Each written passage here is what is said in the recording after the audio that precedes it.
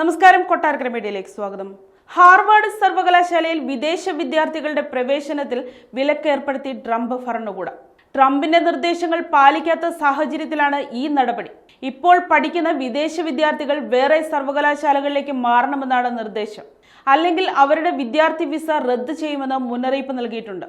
Harvard സർവകലാശാലയിലെ മൊത്തം വിദ്യാർത്ഥികളിൽ 27% 140ഓളം രാജ്യങ്ങളിൽ നിന്നുള്ളവരാണ്.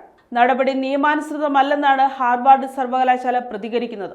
സർവകലാശാലയിൽ ആഭ്യന്തര സുരക്ഷാ വകുപ്പ് നടത്തുന്ന അന്വേഷണത്തിന്റെ ഭാഗമായിട്ടായിരിക്കും ഇത് ചെയ്യുന്നതെന്ന് ഭരണകൂടം അറിയിച്ചു.